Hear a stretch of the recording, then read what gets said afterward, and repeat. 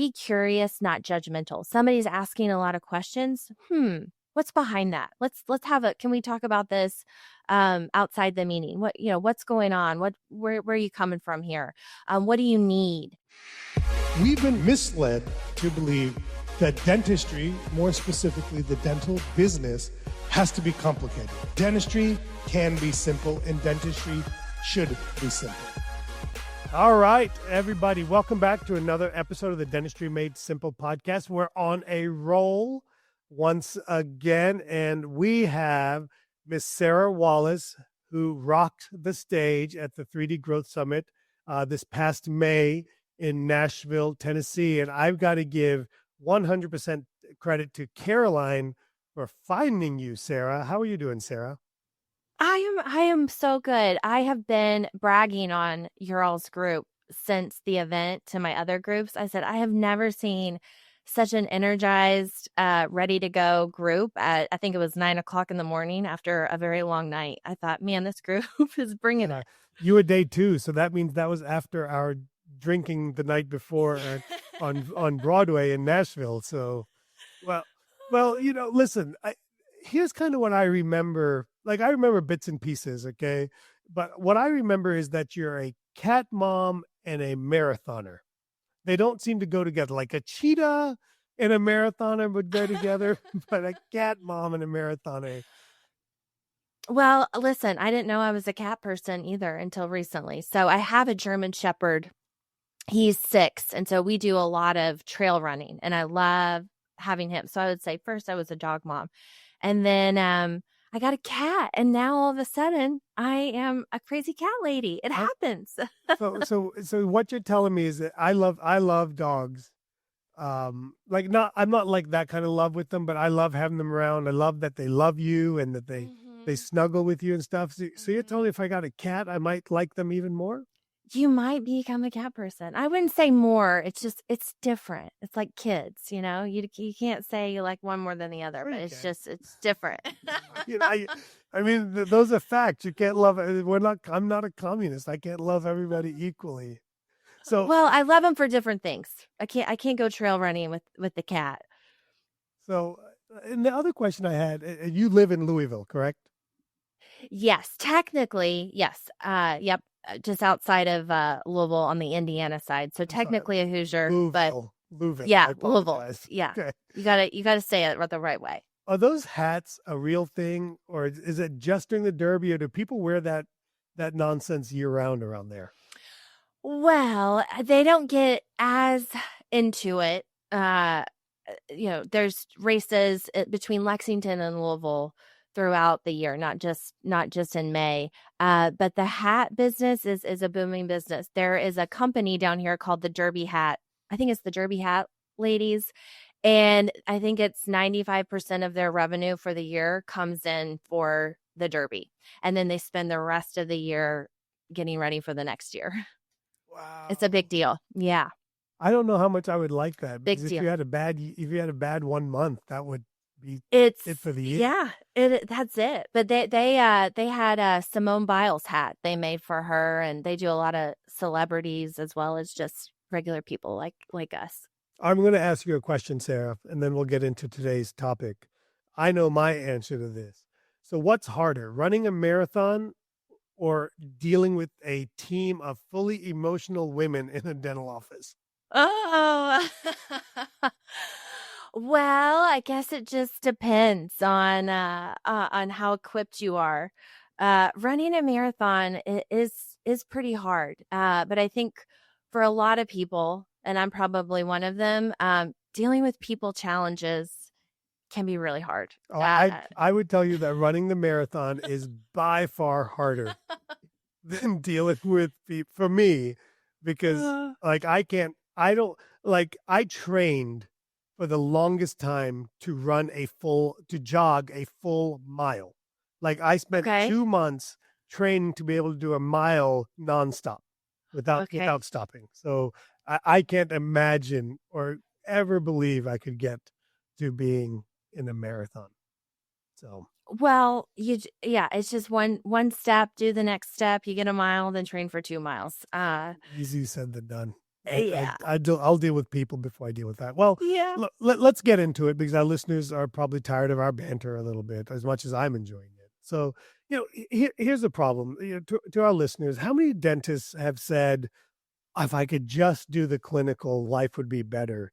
But the reality is we've got to deal with people. At the end of the day, whether you own the business or don't own the business, dentistry is a people business. And we spend so much time learning how to do clinical dentistry, how to just engulf ourselves in that. And we spend so little time on how to be in the people business. And that's what I loved. And that's what, all the attendees at the program said was that that you related to them because it's dynamics, whether it's as the dentist to the team member or team member to team member. We want to talk about personalities and how it really affects running our business. So one of the things I would say is, like our team says yes in a meeting, but then nothing changes. There's probably a personality type around that. There is, where they want to please, they want to do the right thing, they want to help, but then for whatever reason, bandwidth, they get distracted. Hello, as a fellow 7, that might be mine. Or they just didn't feel like they had the energy to disagree, so they smiled and nodded and said yes during the meeting, but that's not really what they meant. Okay. So there really is probably a reason. So I want to unpack that. But why should a busy dentist actually care about Enneagram? Yeah, I what I have found in my experience, and let me know if this is true for your groups, that just to your point, the clinical piece, the technical piece, you've nailed. You're where you're at. You're at that level of success because you've nailed those skills. The other piece of that, though, when you step into that leadership and have to run a team of people, is the people. And that is on a day-to-day basis where the majority of those challenges come up, is personalities clashing. And we think, gosh, it's so clear what needs to be done. It is so clear what is happening. It is so clear why this would be frustrating, because we're seeing the world through our point of view. And it can be really challenging, especially in the heat of a moment, to understand how somebody might be seeing something completely different. And if we don't understand that, what I hear from leaders is that you end up, instead of working towards your goals, being effective, being productive, collaborating with your team, collaborating with other departments, is that you end up having tension that you could cut through in these meetings. Creativity is stifled. People just doing the bare minimum to get by. Maybe there's bickering going on where we could be solving bigger issues and moving the business forward. And so we're always going to have that kind of thing. But the more that we can understand what's going on underneath those problems, the more that we can ideally navigate those with less stress, more effectively, ideally have them pop up less frequently, so that we can work on serving the patients, growing the business, putting out new services and products. Yeah, I love everything that you said there, and unfortunately, it kind of hit home, and it still hits home with me. Is because I'm a very direct person, and so when somebody asks me a question or says something to me, I very directly answer, and most people aren't capable of processing the directness. And that doesn't mean I'm yelling or mad or angry necessarily, but I'm just pretty direct. I'm like, I don't understand it. I might say, well, that's because you didn't study, or I may say something like that, and I don't mean it in a negative way, but so that part hit home with me, is that I'm responding from my own lens and not responding and I've gotten better and I continue to get better.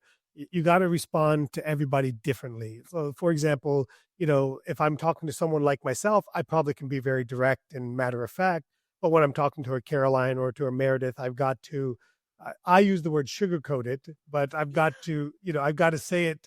I got to go around the circle to get to where they are ready to hear it.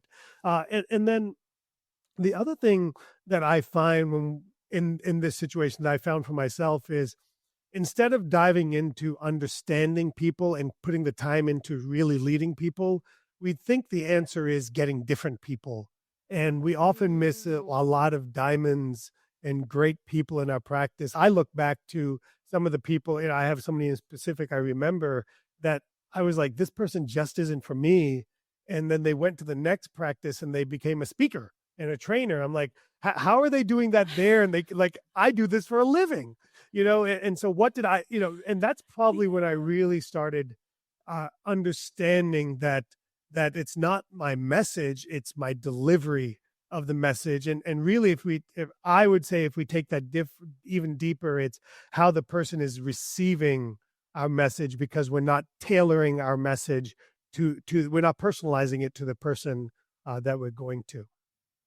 That comes up so often, especially with the leadership team and then the team member or kind of the staff dynamic. What I have seen time and time again is the leadership team tends to be a little bit more assertive, a little bit more direct. A little. And it makes sense, right? To get to that level, to run a business, you need some of that. And so whether that comes natural or it's a skill that they've developed, that is where they tend to come from, like you were saying. A lot of times the supporting staff, they're more about the team harmony and the rapport building and the relationship building. And so when you say you didn't study, it's like, well, that, the facts are the facts, is what it is. But to somebody who kind of is experiencing the world in that way, it's like, gosh, that's not rapport building. That feels like an attack. And it feels personal. Yeah. I think you probably got me pegged to what type of person I am there, but well, I got some ideas. Yeah. So let's talk a little bit about the type of personalities that, I want you to get into this, and I'm going to give you some space here, but I believe there's a certain number of Enneagrams, but there's probably some commonalities or common themes of different types of Enneagrams we probably have in a dental practice. So can you kind of give us a 5, again, if you want to get the whole spiel, you tune into the recording from the Growth Summit, and Sarah's going to give us some other resources here in a little bit, but kind of give us some recurring themes of personality types, the common personality types we might see in dental practices. Okay. I see the leadership, and your industry is a little different than the majority of my work is in kind of corporate settings. And so what I'm imagining there's a lot more of in your industry are kind of that entrepreneurial type 7s who value freedom and options and flexibility. You'll see that a lot more in business owners. I see a lot of what they call the commander leadership style, that directness that you were saying, that assertiveness, very results oriented. A lot of type 3s that are very focused on success and building a successful practice, having a successful image. And all of those types tend to have this very, let's go far, let's go fast energy. So they're going to be a little bit different, but overall that's kind of how they move through the world. All right, so that kind of covers the dentist owner side of it. Now, so like that, all of that resonated very well with me. But then, what is it safe to say that's not the people we're leading? Typically not. That's not to say that you won't see them there, but typically we have more of the type of people that, we'll pick on Caroline, who, hey, I want to help. I want to be of service. We have types that really care about the group dynamic and how's everybody doing? And that sometimes comes before the results or the task. First, let's check in with our people, where some practices, the leadership is like, let's just make a decision. There may be people on the team that that don't feel seen because they weren't included in on the decision. And that's really important for them to be heard, and they want everybody to feel heard. And so you can't obviously do that all the time, but you have that supporting staff who is focused on relationships, maybe more than the other team, than the leadership team. focused on, gosh, well, what's that going to do to the client? And you maybe can kind of get off track worrying about other people's problems versus your job or task for the day. And then when you're talking about feedback, that style of feedback to somebody who maybe needs the sandwich method, it can be really hard to receive. And it can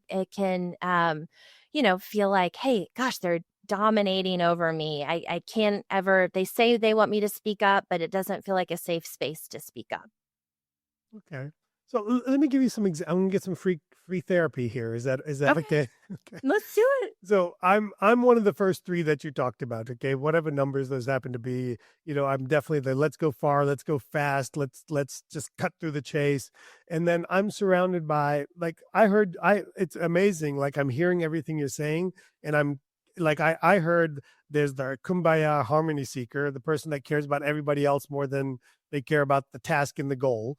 Okay, then I hear there's the servant fixer person, the person that wants to just serve, and what's a golden retriever basically personality, right?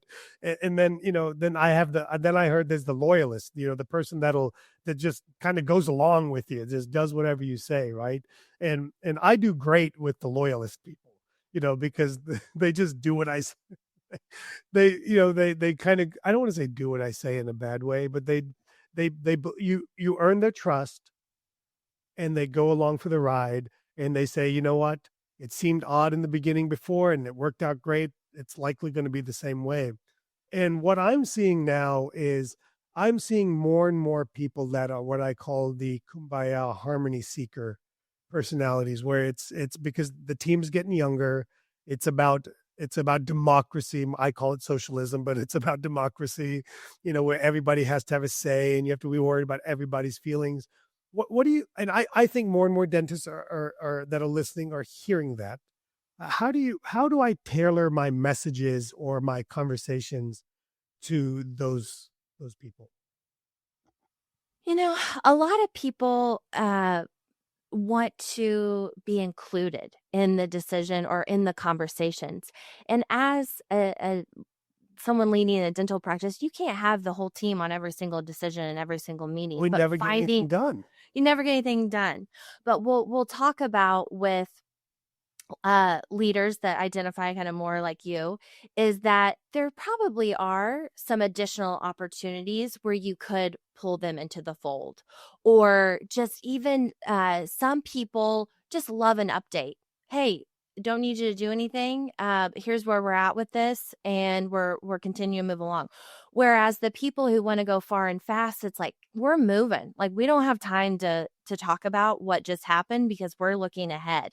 But for people that you're talking about who are supporting the team, they need that to feel included. And there is a type that is striving to feel secure.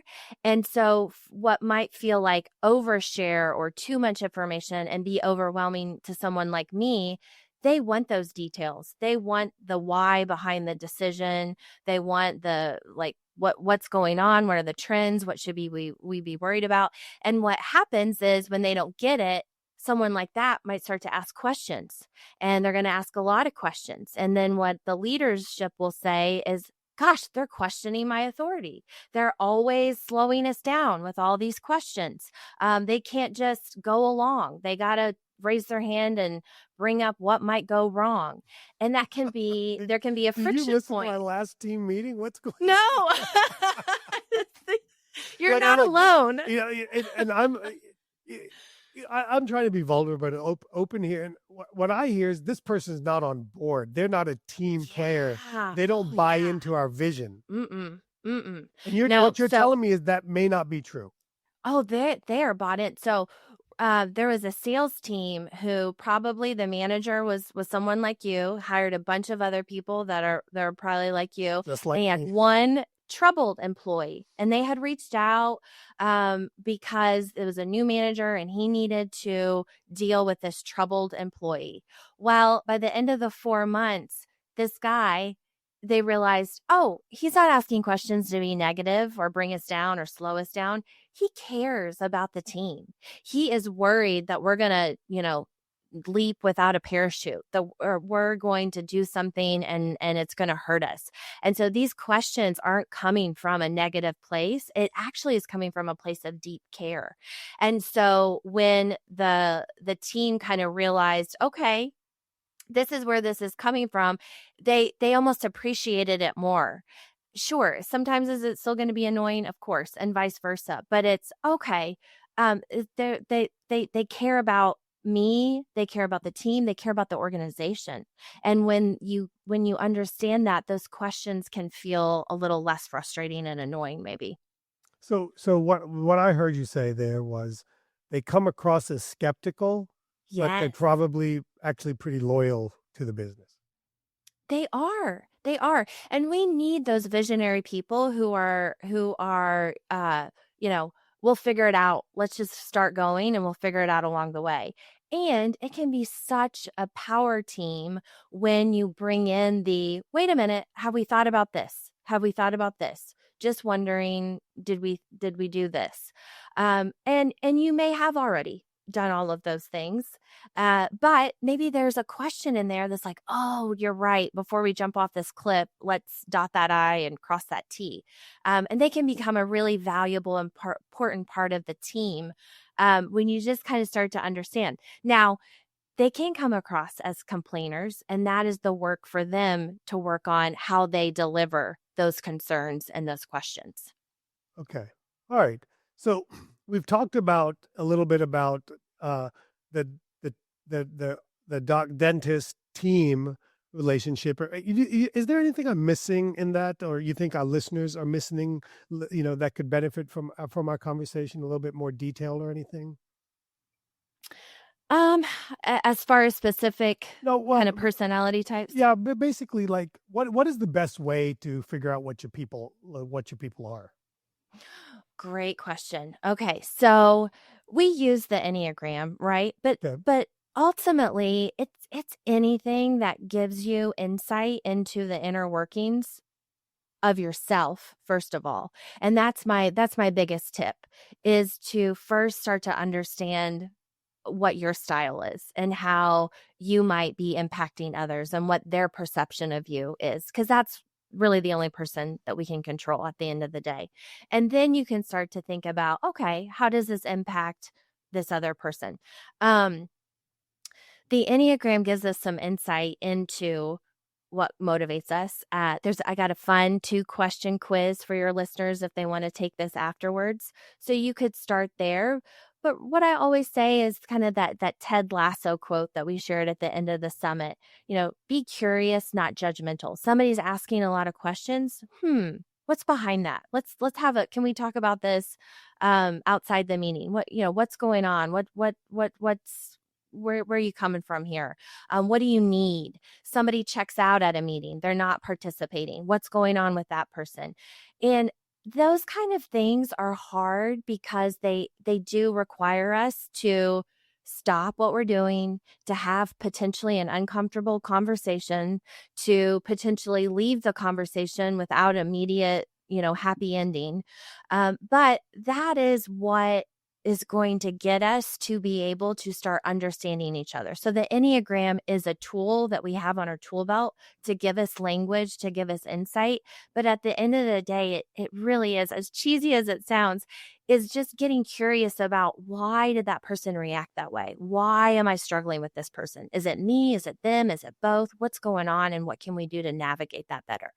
Yeah, I think you said a couple of really important points there that I want to drive home for our listeners is let's say you don't do the Enneagram for everybody else. Let's just pretend. Okay.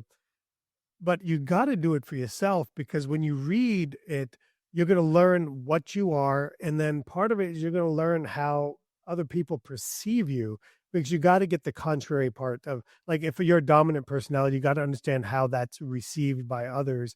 And it gives you tools and tricks to how to say those things differently, or how to be received differently. So I love that advice, that step one is to do that for yourself. And for the team member that may be listening to the podcast, or office managers or team leaders, it's great for you to do that for yourself so that, maybe you're trying to advance in your career and your boss is a totally opposite personality of you.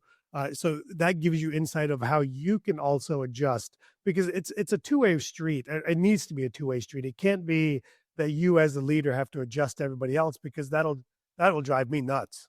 I'll Yeah. I'll give in because I'm like, this is not even fun for me anymore. Mhm. And I've been there before, and so you got it. You have to adjust as a leader, but you also have to have, and that's why it's important to take the second step and have your team members do this as well. And it's very controllable, because the next part of the conversation I'd like to have with you is, understanding Enneagram in our conversations with patients to drive revenue.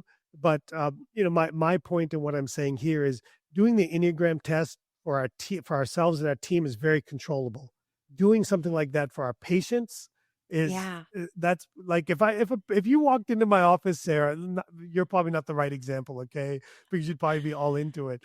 And I said that before Yeah. we can see you, you got to fill out this personality assessment Yeah. so we can know how to Like, talk to you. Like I would be what? like, if I walked into David Koreshi's cult or something, I'd be like, what in the world have I walked into? My God. So let's kind of move to Enneagram and case acceptance. And to me, that's, again, as the person that does the talking in the practice, or as a person that does the talking, understand you. How does understanding your patient and their personality, how do you think that affects case acceptance, or your business ultimately? Yeah, and this is it. I mean, it impacts it tremendously. This is where this is a very common question. What should I do? Yeah, you can't just go around typing people.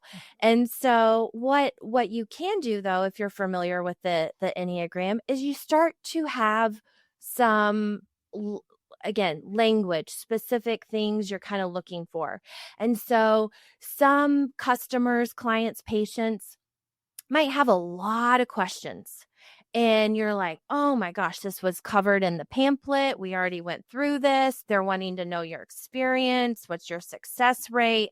And you're thinking, oh my gosh, it's so much. But I'm the expert. Don't you believe yeah, me? yeah, don't you believe me? Yeah, I'm telling you this. Well, when you have somebody like we were talking about, the skeptic, they need those questions answered.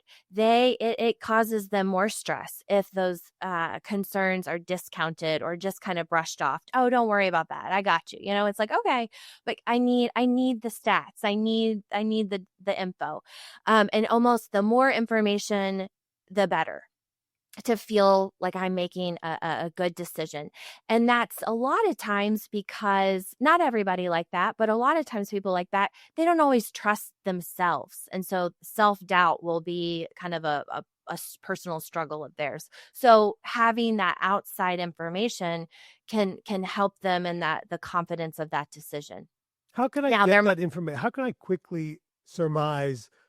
Like, it's not I can't say, oh, they wore a red shirt, they're this. I mean, no, in this situation, it's like, wow, they're asking a lot of questions. I don't know. Are they a 6? Are they a 5? I'm not sure, but this person needs these questions answered, in order to be able to move on. Or let me see what would happen if I just kind of slowed down. Or you might need to schedule an additional 20 minutes for this consultation because you might know that this patient tends to have a history of asking a lot of questions, and you're not going to know. You're not going to know until they start talking. But these are some kind of personality clues you can start picking up on. Um, there's other people. The other thing that you might look for is just the way that they speak. I don't know if if you have anybody in your life who just really speaks slowly. You don't keep almost those might. people around. I Yeah, can't yeah. I can't keep people that talk that slow around. I tell people I got like an 8-second attention span, if that. Like, Listen, if you get one word out in 8 seconds, I'm probably done. I feel you. I feel you. I'm similar to that. There are people though who process slower. It's not right. It's not wrong. It's not better or worse. It's just you probably are a quick processor. You have an answer immediately. You know what you want to do immediately, and so you might be thinking the client in the chair, the patient in the chair. It's like, how do you not know what you want to do? Like, this is so obvious. Like, just just make the call. But they're going to need that time to process. And so, I don't know what your internal processes are around that, but just understanding, hey, this person may not be able to make a decision and sign on the dotted line today. And forcing them or pressuring them to do so might actually push them away. There's other people who you might need to throw the details, the success stats out the window, and they want you to paint them a picture of how their life is going to be better because of the veneers they're now getting or whatever that might be. And again, you're not going to know immediately. It's going to take some time, but you're going to start to get some clues as to what that person's talking about. What are they caring about? How fast are they talking? What's their reasoning behind wanting to be here today? And again, you may not know their type, but you can start to think, okay, I know that there's some types out there that it's really important for them to look successful, to be seen as this person. So this procedure is going to give them that look, or they want to avoid having this issue in the future. And so here's how we're going to do this. So you may not get it right all the time, but just being aware that your selling style may not be the fit for every single patient, and to turn up the volume on looking for those cues and getting curious can be a tremendous help.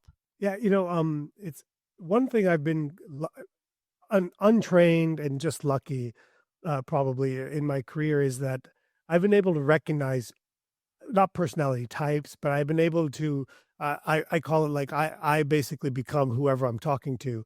If they want to talk slower, I'll talk slower. If they want to get detail, I'll get nerdy too. And sometimes I don't like getting nerdy and talking details. But I ask people, do you want the details or you just want the bottom line? And to me, those are things, maybe you're not determining the personality type, but you're determining that is a form of determining the personality type. Like when I'm working on somebody, I'll say to them, do you want me to walk you through what I'm doing while I'm doing it? And patients are like, no, just tell me when it's done. They're like, I want to tune out.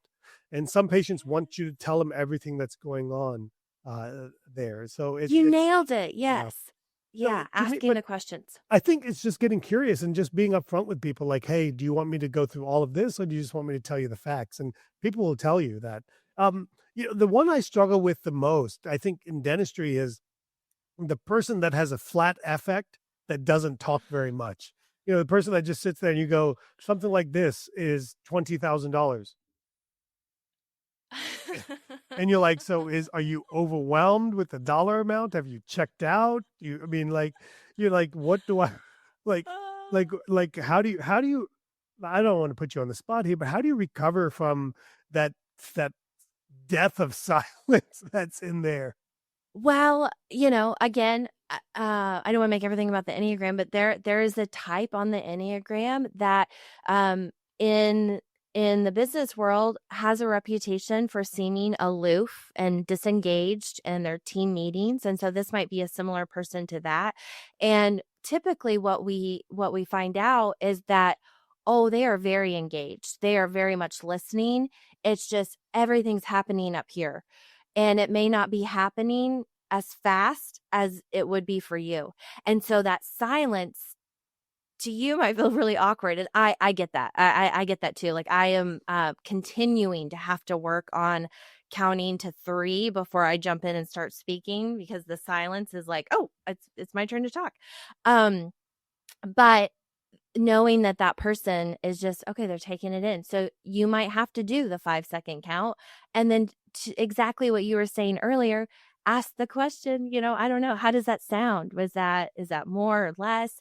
And giving them some things to respond to, so they don't have to immediately come up with their opinion and have a decision in that moment, but asking questions to help them continue to process to get to the final decision could potentially help. But I will say most of the time someone like that is perceived as like stoic, doesn't care, but it's just all happening up here in their heads where we can't see what's going on, but a lot's going on. Those patients shock me when they come back and say yes.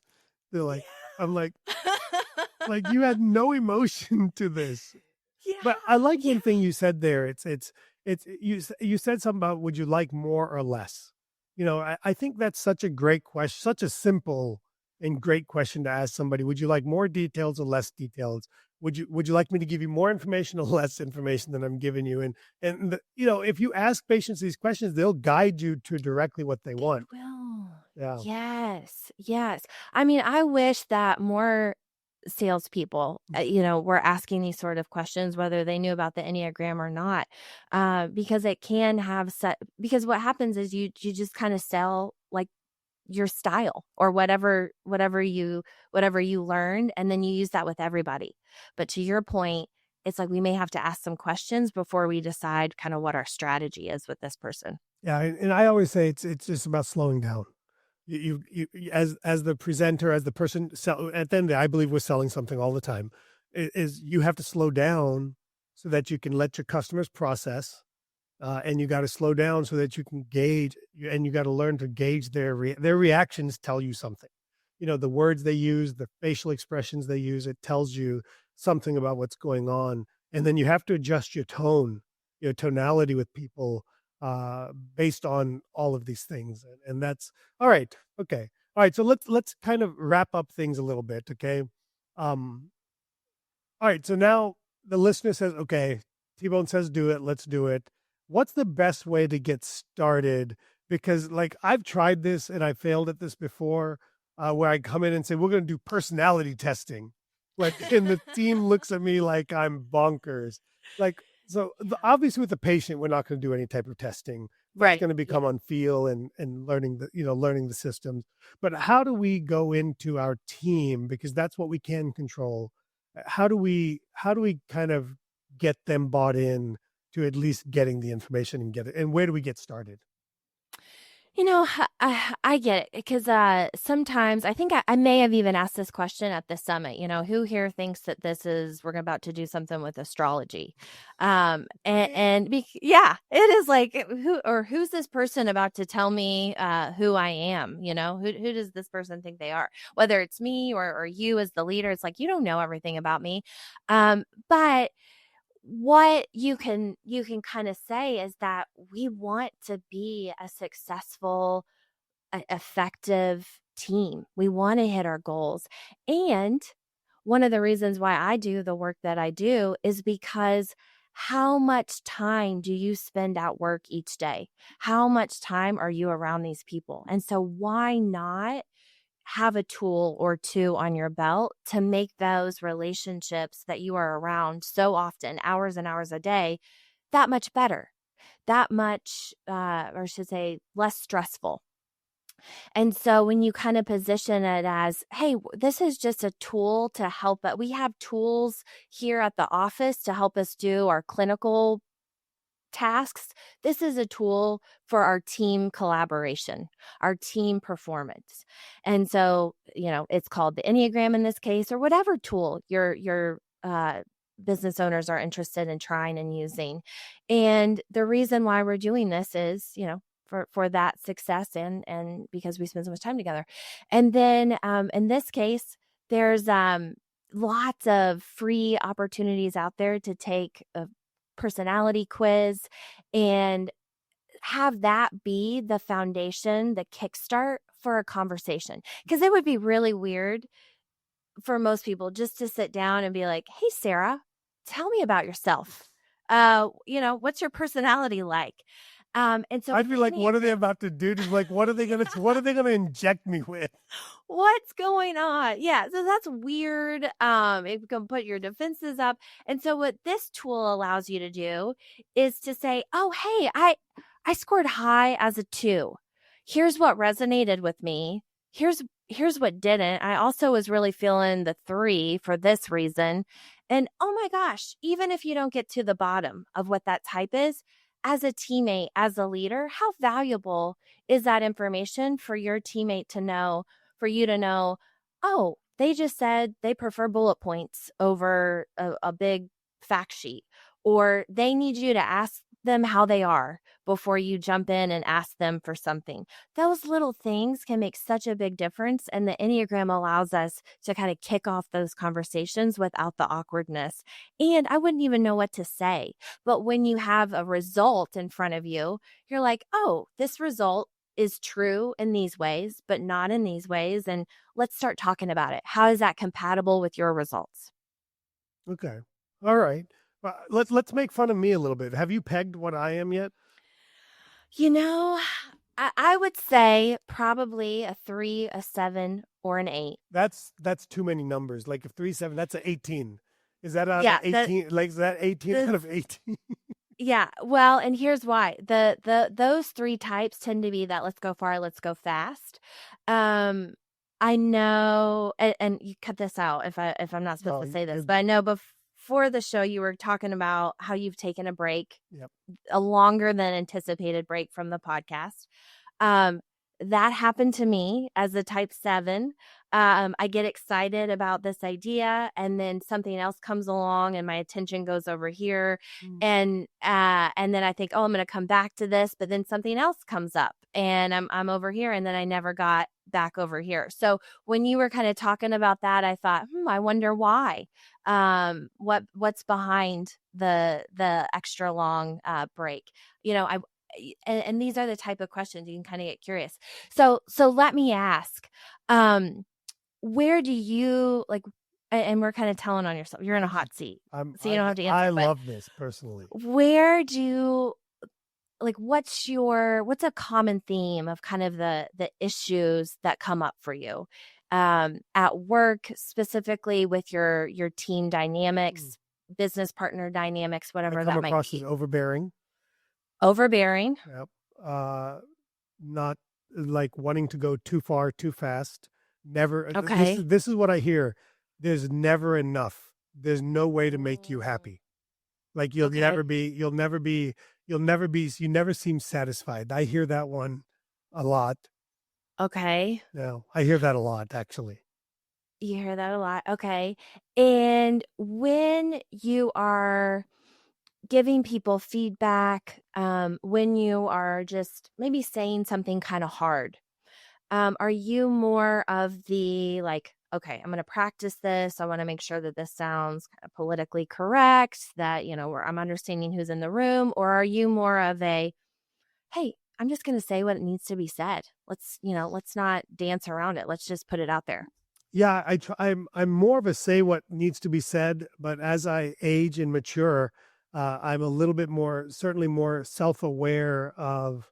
I'm not worried about the political part of it, the he, she, sees, whatever part of it. I'm not worried about that necessarily, but I'm certainly more worried about people's. I'm more worried about hurting people more than I ever used to be. Uh, it doesn't stop me from hurting people. I think not intentionally, but I'm a little bit softer. I try to. Actually I this is what I do.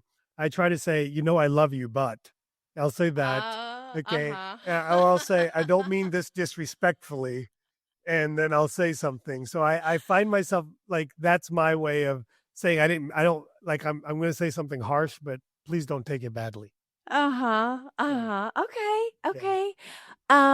That has some type 8, the commander leadership style energy. It sounds like that would be one that I might dig into a little bit. Something else that I thought was interesting, and I'm good with it. I can roll with it. You sent me questions, I think at 7:00 last night, Yep. or before this recording. Might have been late And for that. it might have been later. And I'm good with it. I didn't even know that you were going to send questions. And I was like, oh, great. We got questions. I'll look through them to this morning.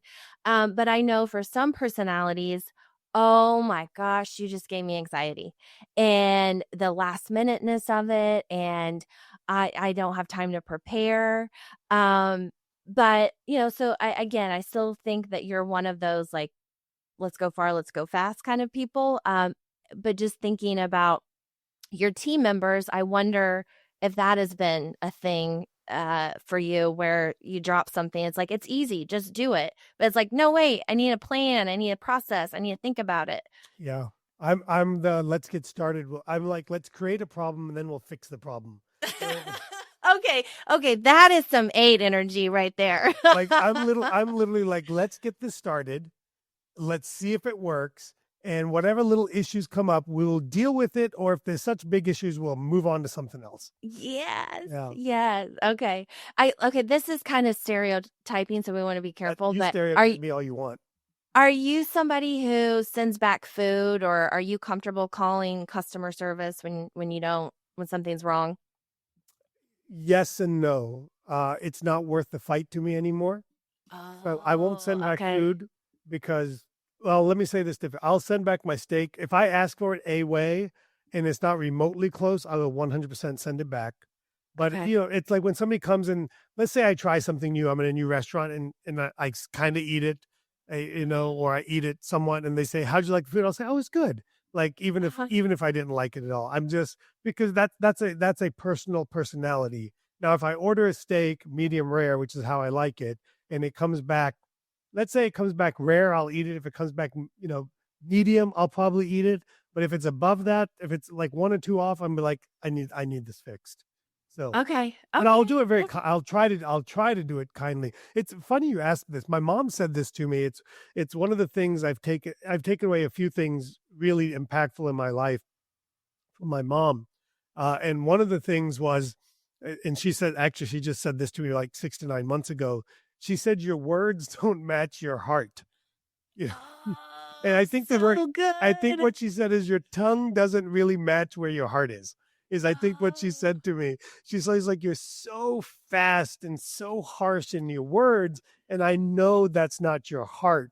That's yeah. not your heart. Your heart isn't expressing, your words don't express how much you care and love and want good for people. And so that really stuck with me when she said that to me 6, 9 months ago. I probably said something to her that she So didn't take well so well. said. Yeah. So well So said. Well, and that's something for, your direct team members or other team members listening who might be led by someone like yourself to remember that, gosh, those words sounded really harsh. But it's like, oh, it's a big soft teddy bear underneath that. yeah, I tell Um, people I look like I come across as a grizzly bear, but I'm a cuddly teddy bear on the. Yes, and Yeah. that's a lot of type A energy. I had somebody share that their type A manager, he thought that the team would say similar, I'm dominating, I can be mean, I can be too aggressive. And one of his team members said, sometimes that's true, but what I appreciate so much about you is that I know that when I have a problem, you're the person that I'm coming to help me come up with a solution because you're not going to back down.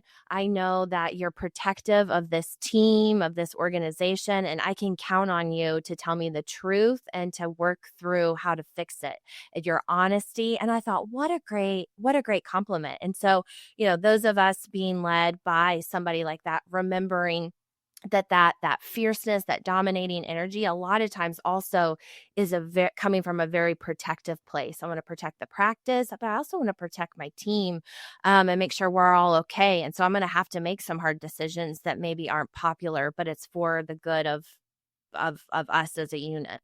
Yeah, I agree. It's it's a lifelong work to be a good leader and to lead people.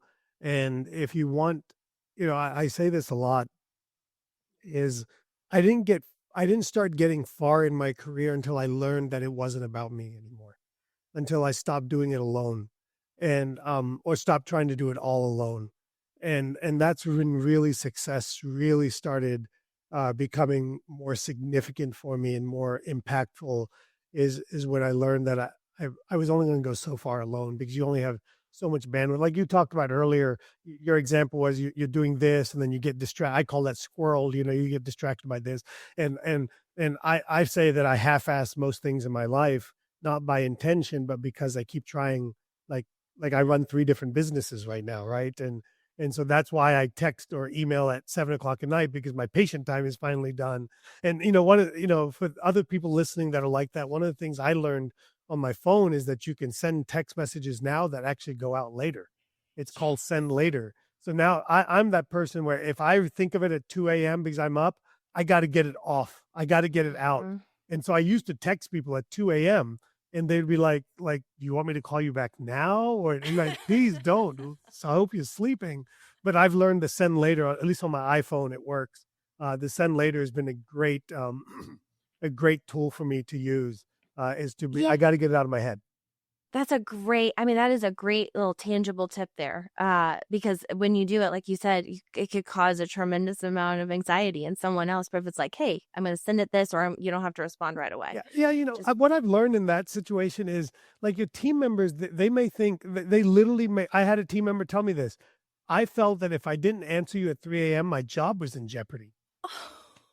I'm like, I just needed to get it off my chest before, not off my chest. I needed to get it out of my head before I forgot about it. Because then if you ask me tomorrow, what will you like if I say, hey, remind me to talk to you about this. And then like literally 30 minutes later, what did you want me to talk to you about? Like, dude, I've had like 20,000 thoughts go through my head since then. I So have no idea. Yeah.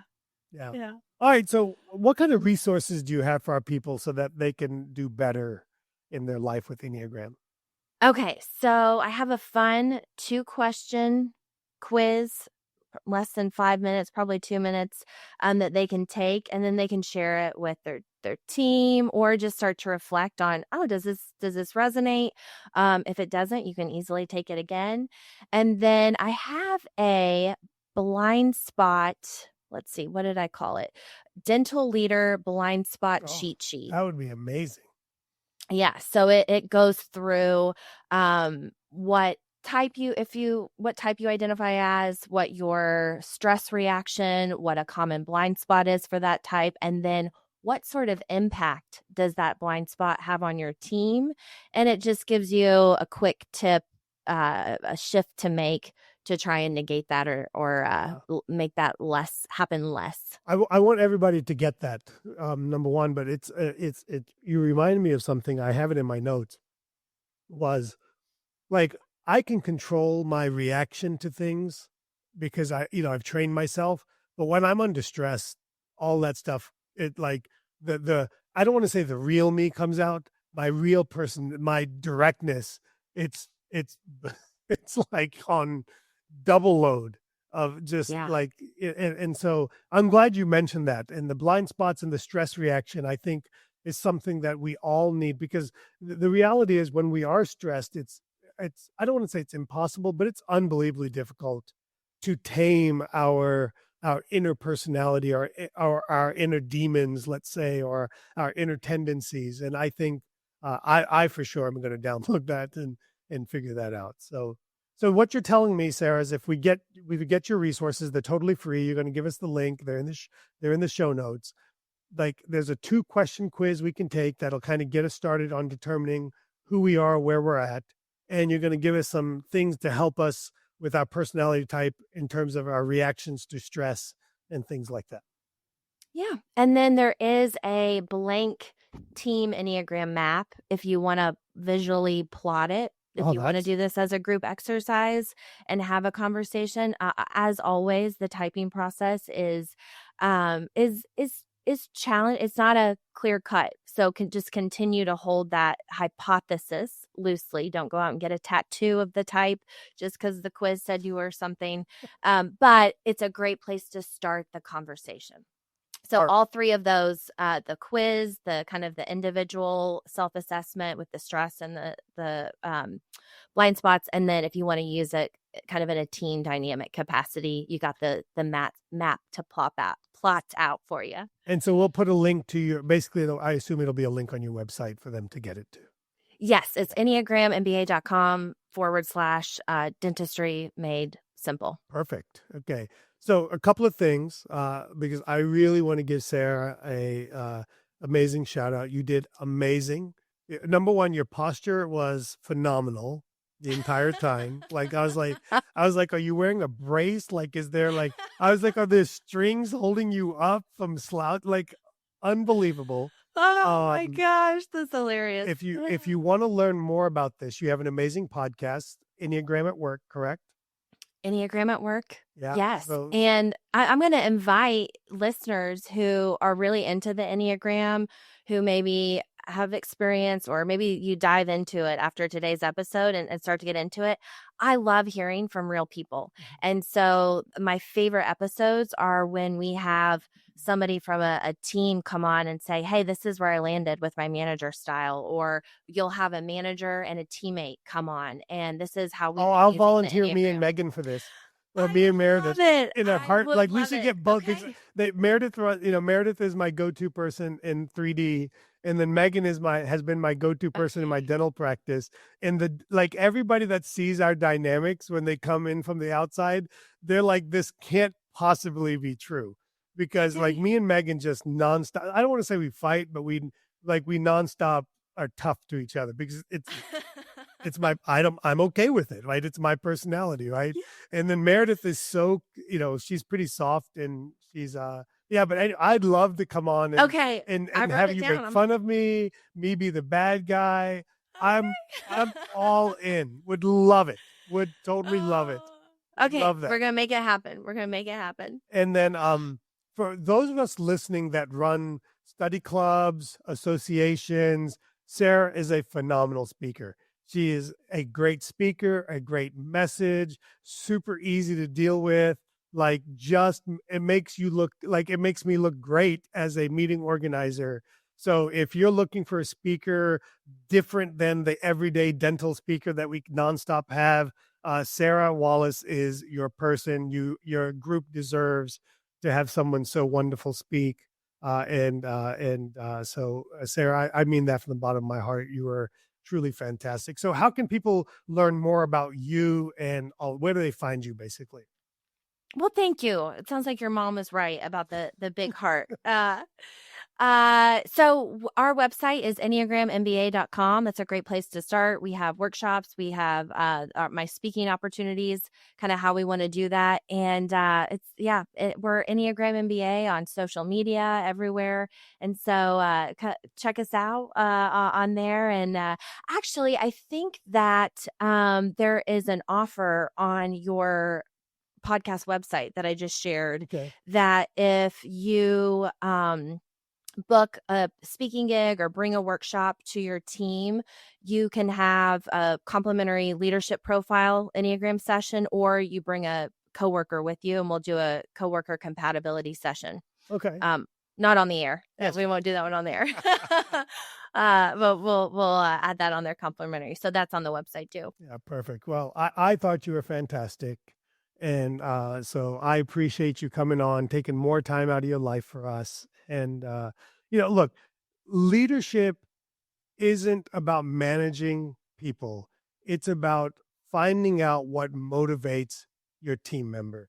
That is when you learn to find out what motivates people. And I talk about going on walks with people, the organic check-ins.